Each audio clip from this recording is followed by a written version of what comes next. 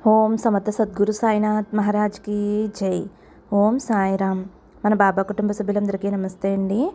బాబా ఆశీస్సులతో అందరూ సంతోషంగా ఉండాలని మనస్ఫూర్తిగా కోరుకుంటున్నాను. అందరికీ కూడా గురువారం శుభాకాంక్షలు ఫ్రెండ్స్. ఈరోజు వీడియోలో మన బాబా గారి సందేశం అండి. మన బాబా గారు ఏమంటున్నారంటే, మీ ముందుకైతే 2 నెంబర్లు తీసుకువచ్చానమ్మా, 2 కలశాలు తీసుకువచ్చాను. ఈ రెండింటిని తాకిన వారి తలరాత ఎలా ఉండబోతుందో బాబాగారు ఏం చెప్పబోతున్నారో తెలుసుకుందామండి. బిడ్డ, నీకు ఏది లక్కీ నెంబర్ అయితే ఆ నెంబర్ ఉన్న కలశాన్ని తాకు. నీ జీవితం ఎలా ఉంటుంది, నీ జీవితంలో జరగబోయే అద్భుతాలు ఏమిటి, నీ జీవితంలో జరగబోయే కష్టాలు ఏమిటి, నష్టాలు ఏమిటి, నీ తలరాతలో ఏమి రాసి ఉంది, నీ భాగ్యంలో ఏమి రాసి ఉంది, నీకు పట్టబోయే అదృష్టం ఏమిటో అన్నీ కూడా ఇప్పుడే చెబుతానమ్మా. అలాగే నువ్వు చేస్తున్న తప్పులు ఏమిటో, ఒప్పులేమిటో, అలాగే నీ జీవితంలో జరగబోయే అద్భుతాలు ఏమిటో, నష్టాలేమిటి, లాభాలేమిటి, ఇలా ప్రతి ఒక్కటి కూడా నేను నీకు చెబుతాను. ఈ రెండింటిలో ఒక నెంబరు తాకమ్మా. నువ్వు కొనసాగిస్తున్న బంధం అస్సలు మంచిది కాదమ్మా, చాలా తప్పు. దానివల్ల నీకు ప్రాణహాని, ధనహాని కూడా ఉందమ్మా. ఇక నువ్వు చేస్తున్న సహాయం కూడా పక్కదారి పడుతుంది. నువ్వు అడుగుతూ ఉంటావు కదా, బాబా నా తలరాతలో ఏముంది ఒక్కసారి చెప్పండి అని అడుగుతావు కదా. ఫ్రెండ్స్, మన బాబాగారి సందేశం కొనసాగించే ముందు మీలో ఎవరికైనా ఎటువంటి కష్టాలు కానీ సమస్యలు కానీ ఉంటే ఒక్కసారి ఈ గురువుగారిని కాంటాక్ట్ అవ్వండి. ఎందుకంటే ఈ గురువుగారు ఎన్నో సంవత్సరాల అనుభవం ఉన్న దైవశక్తి కలిగినటువంటి గురువుగారండి. అంజను వేసి ఎటువంటి సమస్య ఉన్నా సరే ఫోన్ ద్వారా 24 గంటల్లో పరిష్కారం చూపిస్తారు. శ్రీ షిరిడి సాయిబాబా ఆశీస్సులతోటి గురూజీ సిద్ధాంతి సుబ్రహ్మణ్యం రాజు గారు జ్యోతిష్యం చెప్తారండి. ఫోన్ నెంబర్ వచ్చేసి 9908224144. మీ సమస్య ఏదైనా కావచ్చు. భార్యాభర్తల మధ్య సమస్యలు, ప్రేమ సమస్యలు, సంతాన సమస్యలు, విద్య, ఉద్యోగం, వ్యాపారం, స్త్రీ పురుష వశీకరణ 100% చేయబడును. ఇలా ఒక్కసారి మీరు నమ్మకంతో గురువుగారిని కాంటాక్ట్ అయ్యి మీ సమస్యలన్నిటికీ కూడా పరిష్కారం చెప్పించుకోండి. బాబాగారే మీకు మంచి మార్గం చూపించారని నమ్మకంతో కాల్ చేయండి ఫ్రెండ్స్. నమ్మితే గనక అంతా మంచి జరుగుతుందండి. అలాగే నేను కూడా ఈ గురువుగారి దగ్గర చూపించుకున్నానండి. మాకు మంచి ఫలితం వచ్చింది. ఏదైనా సరే మనం నమ్మితే గనక మనకి మంచి రిజల్ట్ అనేది వస్తుందండి. ఇంకా మన బాబాగారి సందేశం తెలుసుకుందాము. అందుకే ఈరోజు నీతో మాట్లాడటానికి వచ్చానమ్మా. నన్ను నమ్మి ఎవరైతే నా మీద నమ్మకంతో ఉంటారో వారి జీవితంలో ఏం జరగబోతుందో అంతా కూడా చెబుతాను. ఎవరైతే ఏదో ఒక నెంబర్ ఉన్న కలశాన్ని తాకుతారో వారి తలరాత ఎలా ఉందో తెలుసుకోవాలి అని అనుకుంటారు. అలాంటి నా బిడ్డలకి మాత్రమే నేను చెప్పగలను. కానీ నా మీద అపనమ్మకంతో నేను చెప్పే మంచి మాటలను పెడచెవిన పెడితే వినే అదృష్టం కూడా కలగదు అని అయితే మన బాబాగారు అంటున్నారండి. కాబట్టి బాబాగారు చెప్పేది చాలా జాగ్రత్తగా వినండి. మన బాబాగారు అయితే మన తలరాతలో ఏముందో, మన జీవితంలో ఏం జరగబోతుందో అన్నీ కూడా చెప్పబోతున్నారు. కాబట్టి ఫ్రెండ్స్, మీరైతే వీడియోని ఎక్కడా మిస్ చేయకుండా చివరి వరకు చూడండి. బాబాగారి సందేశం ఏమిటో మీకు అర్థమవుతుంది. మీరైతే ఈ 2 నెంబర్లలో ఒక నెంబర్ అయితే మనసులో అనుకోండి. బాబాగారు మనం కోరింది తప్పకుండా మన చేతిలో పెడతారండి. బిడ్డ, నా మీద నమ్మకం ఉంటే, నా మీద విశ్వాసం ఉంటే ఈ రెండిటిలో ఒక కలశాన్ని తాకు. అపనమ్మకంతో అస్సలు తాకవద్దమ్మా. ఇప్పుడు ఏదైతే నీ జీవితంలో జరుగుతుందో, అది ఎందుకు జరుగుతుందో, దేనివల్ల జరుగుతుందో, నువ్వు ఏం చెయ్యాలో అన్నీ కూడా నేను చెబుతాను తల్లి. ముందుగా 1వ నెంబర్ ఉన్న కలశాన్ని తాకిన నా బిడ్డకి ఇప్పుడు చెప్పబోతున్నాను. బిడ్డ, నువ్వు జీవితంలో ఏదైతే అనుకున్నావో అది ఎంతవరకు కరెక్టో రాంగో ఇప్పుడు చెబుతాను. జాగ్రత్తగా విని నీలో ఏమైనా లోపాలు ఉంటే ఇప్పుడే సరిదిద్దుకో అమ్మా. అసలు నీ బాబాని నువ్వు ఏమి అడగాలి అనుకుంటున్నావు, నీ సమస్యలు ఏమిటో, నీ కోసం నువ్వు ఏం తెలుసుకోవాలి అని అనుకుంటున్నావు అవన్నీ కూడా తెలుసుకో అమ్మా. నీ తలరాత ఎలా ఉండబోతుందో అన్నీ కూడా చెబుతాను. ఇప్పుడు నీకోసమే చెబుతున్నానమ్మా. నేను చెప్పేది శ్రద్ధగా విను తల్లి. నువ్వు ఎవరినైతే ప్రేమించావో వారిలో చాలా సమస్యలు, చాలా ప్రాబ్లమ్స్ అయితే కనిపిస్తున్నాయి. చూడు తల్లి, ఇప్పుడు నువ్వు ఏమీ అర్థం కాని స్థితిలో ఉన్నావు కదా. నీ మనసులో ఉన్నది ఇదే కదా, కానీ నీ సమయం ఇంకోలా చూపెడుతుంది. చాలా చాలా ఇబ్బందులైతే కనిపిస్తున్నాయమ్మా. ఎవరితోనూ చెప్పుకోలేకపోతున్నావు కదా. వృత్తిపరంగా అంటే కెరియర్ పరంగా చాలా మంచిగా ఉన్నావు.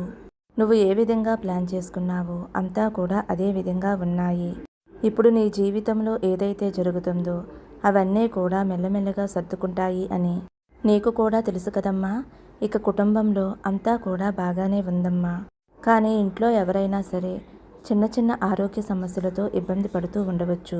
ఇక నువ్వు దీనిలో బాధపడవలసిన అవసరం లేదమ్మా.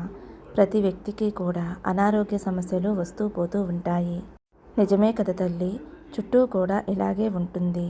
కాబట్టి అతి త్వరలోనే నీకున్న అన్ని ఇబ్బందుల నుంచి కూడా బయటపడబోతున్నావు. చాలా రిలీఫ్ పొందబోతున్నావమ్మా. ఇక్కడ అన్నిటికంటే పెద్ద సమస్య ఏమిటి అంటే నీ పర్సనల్ లైఫ్లోనే కనిపిస్తుందమ్మా. ఇప్పుడు నువ్వు ఏదైతే చేస్తున్నావో, ఎవరికైతే సహాయం చేశావో అలాంటి వారికి నువ్వు చేసి ఉండకూడదు, ఇచ్చి ఉండకూడదు. ఇక్కడ నీదే తప్పు కనిపిస్తుంది. నువ్వు ఎవరికైతే సహాయం చేశావో, ఎవరైతే నీకు సరైన వారు కారో, నీ వాళ్ళందరూ కూడా ఎప్పుడూ నీకు చెబుతూ ఉన్నారు, వారితో స్నేహాన్ని చేయవద్దు అని. వారితో ఏదైనా సంబంధాలు పెట్టుకున్నావా, పెట్టుకోవద్దు అని. అంత లోతుకైతే వెళ్ళవద్దు అని నీ వాళ్ళు నీతో చెప్పారు కదమ్మా. ఇక నువ్వు ఏదైతే తప్పు చేశావో వాటి పరిమాణాలన్నీ కూడా ఇప్పుడు నువ్వు చూడబోతున్నావు.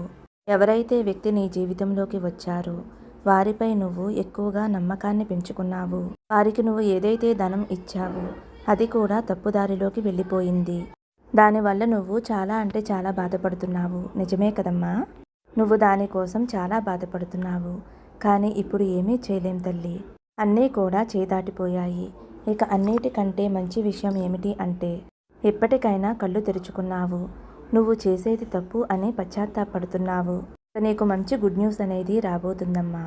అతి కొద్ది రోజుల్లోనే నీకు రావలసిన సమయానికి నువ్వు పోగొట్టుకున్న మొత్తం ధనం తిరిగి నీ వద్దకు రాబోతుంది. ఆ ధనం కూడా నీది కాదు, నీ కుటుంబంలోని వారిది.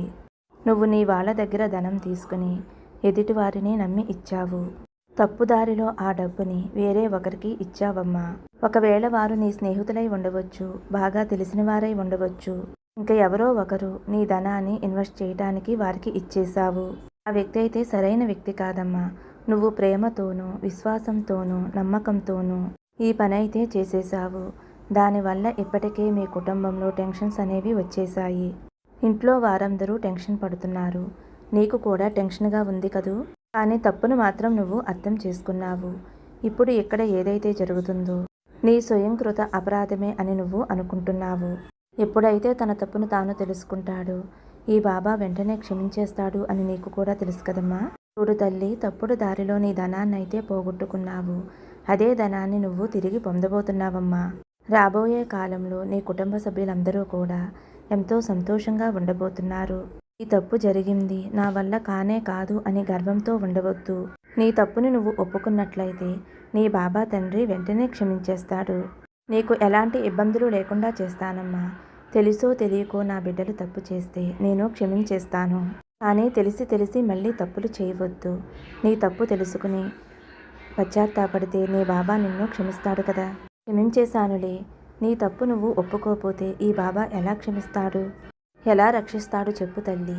నువ్వే ఆలోచించమ్మా. ఇక నీ కెరీర్ విషయానికి వస్తే కొత్త ప్రారంభం అనేది నువ్వే ఆరంభించబోతున్నావు. అలాగే ఎవరూ కూడా ఆలోచించి ఉండరు. తెల్లవారేసరికి నీ జీవితమే మారిపోతుంది అన్నట్లుగా ఉంటుంది. ఇక నువ్వు చేస్తున్న పనుల్లో చాలా చాలా లాభాలు ఉంటాయి. అలాగే జీవితంలో ఎంతో ఉన్నత స్థాయికి వెళ్ళబోతున్నావు. ఎప్పుడైతే నువ్వు తప్పు తెలుసుకుని నన్ను క్షమించండి బాబా అని నువ్వు అడిగితే వెంటనే నిన్ను క్షమించేస్తానమ్మా అని అయితే మొదటి నెంబర్ ఉన్న కలశాన్ని తాకిన వారి గురించి అయితే మన బాబా గారు ఈ విధంగా చెప్పారండి. ఇప్పుడు రెండవ నెంబర్ ఉన్న కలశాన్ని తాకిన వారి గురించి మన బాబా గారు ఈ విధంగా చెబుతున్నారు. బిడ్డ, నీ అదృష్టం ఎలా ఉందో చెబుతాను, శ్రద్ధగా వినమ్మా. ఇక్కడ ఏదైతే జరుగుతుందో అదంతా కూడా నీ కర్మ. నీ కర్మ ఫలితమే తిరిగి వచ్చింది అని మర్చిపోవద్దమ్మా. నువ్వు ఏదైతే కర్మ చేశావో అదే నీకు తిరిగి వచ్చింది. అవును తల్లి, ఇక్కడ నువ్వు దీనికోసం బాధపడవలసిన అవసరం లేదు, కంగారు పడవలసిన అవసరం లేదు. కొన్ని రోజుల్లోనే అన్నీ సర్దుకుంటాయి. ఇక నువ్వు ఏదైతే అప్పులు చేశావో వాటి వల్ల ఎన్నో ఇబ్బందులను అనుభవిస్తున్నావు కదమ్మా. ఇదంతా కూడా నీ కర్మఫలమే తల్లి. ఈ సమయంలో కర్మ అనేది ఎప్పుడైతే తిరిగి వచ్చిందో, అలాగే నువ్వు తెలుసో తెలియకో ఏదైతే తప్పులు చేశావో అవన్నీ కూడా కర్మ రూపంలో నువ్వు అనుభవించేలా చేస్తుంది. అయితే తల్లి, నువ్వు చేయవలసింది ఏదీ లేదమ్మా. నువ్వు నన్ను అడగవలసిందల్లా నన్ను క్షమించండి బాబా అని అడిగితే సరిపోతుంది. చూడు తల్లి, నువ్వు గతంలో ఏదైతే చేశావో దానినే ఇప్పుడు నువ్వు చూడగలుగుతున్నావు. అంటే నువ్వు ఎప్పుడూ కూడా నీ రిలేషన్ని అంటే బంధాన్ని సీరియస్గా తీసుకోలేదు కదమ్మా. నువ్వు నమ్మిన మనిషిని మోసం చేశావు. సరిగ్గా అర్థం చేసుకోకుండా ఏడిపించావు. తనని వెళ్ళగొట్టావు. తన మనసుని గాయపరిచావు. నువ్వు ఏది చేస్తే అదే తిరిగి వస్తుంది అనే విషయాన్ని మర్చిపోయి ఇప్పుడు నువ్వు ఇబ్బందుల్లో పడ్డావు. ఇది నిజమేనా? అలా పడి బాబా నన్ను కాపాడు అంటున్నావు. నీ తప్పు తెలుసుకుని బాబా నన్ను క్షమించండి అని అడుగు తల్లి. ఇక మీదట ఏ తప్పు చెయ్యను బాబా, అందరి మంచి కోరుకుంటాను అని ఎప్పుడైతే అనుకుంటావో అప్పుడు నిన్ను క్షమించి నా అనుగ్రహం, నా పూర్తి ఆశీర్వాదం నీకుండేలా చేస్తానమ్మా. గుర్తుపెట్టుకో తల్లి, తప్పంతా కూడా నీదే. కానీ వారిని క్షమాపణ అడగటానికి వెనకడుగు వేస్తున్నావు కదా. నమ్మిన భార్యా బిడ్డల్ని ఎప్పుడూ కూడా మోసం చేయకూడదు. ఎందుకంటే వారిని పోషించవలసిన బాధ్యత నీదే. వారు నీ మీదే ఆధారపడి బ్రతుకుతారు కాబట్టి వారిని నిర్లక్ష్యం చేయకూడదు, చిన్నచూపు చూడకూడదు. తెలిసో తెలియకో చిన్న పొరపాటు జరిగితే దానిని ఓర్చుకుని నువ్వు సర్దుకోవాలి తప్ప బంధాన్ని బాధపెట్టి వారిని దూరం పెడితే అది మరీ మరీ పాపం అవుతుందమ్మా. ఎందుకంటే వారు నిన్నే నమ్ముకుని బ్రతుకుతున్నారు కాబట్టి నువ్వే వారికి ఆధారం. నువ్వు వారికి కొండంత రక్షణగా, కొండంత అండగా ఉండాలి తప్ప వారిని దూరం పెట్టేసి వదిలేసి వారిని బాధ పెట్టకూడదు. ఇలా చేయటం వలన వారి ఉసురు అనేది నీకు తగులుతుంది. కాబట్టి ఇకనైనా నీ తప్పు తెలుసుకుని నీ బంధాన్ని అంటే నీ భార్య బిడ్డలు కావచ్చు, నీ భర్త పిల్లలు కావచ్చు, ఎవరినైతే నువ్వు దూరం చేసుకున్నావో వారిని నువ్వు తెచ్చుకుని వారితో నువ్వు సంతోషంగా ఉండు. వారిని బాగా చూసుకో.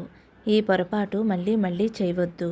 చెబుతున్నాను కదా, భార్య బిడ్డల్ని బాధ పెట్టినా ఇబ్బంది పెట్టినా అది మరీ మరీ మహాపాపం అవుతుంది. చేయరాని తప్పు అవుతుంది. భగవంతుడు ఎప్పటికీ కూడా క్షమించడు. వారి ఆలనా పాలనా చూసుకునేది నువ్వే కాబట్టి వారిని ప్రేమతో చూసుకో. మీ తప్పులన్నీ కూడా నేను క్షమిస్తాను. ఇక మీదట మీరు ఆనందంగా సంతోషంగా ఉండేలాగా నా ఆశీర్వాదం మీకు అందిస్తున్నాను. మీ కుటుంబం అంతా కూడా ఆయురారోగ్యాలతోటి అష్టైశ్వర్యాలతోటి సంతోషంగా ఉంటారు. ఎందుకంటే మీ తప్పు మీరు తెలుసుకున్నారు కాబట్టి. ఫ్రెండ్స్, 2వ నెంబర్ ఉన్న కలశాన్ని తాకిన వారి గురించి అయితే మన బాబాగారు ఇలా చెబుతున్నారండి. మరి మన బాబాగారు అందించిన ఈ సందేశం మీ అందరికీ కూడా నచ్చింది అనుకుంటున్నాను. నచ్చితే ఒక చిన్న లైక్ ఇవ్వండి. సర్వే జన సుఖినో భవంతు. సమస్తం సద్గురు సాయినాథార్పణమస్తు. శుభం భవతు. జై సాయిరామ్.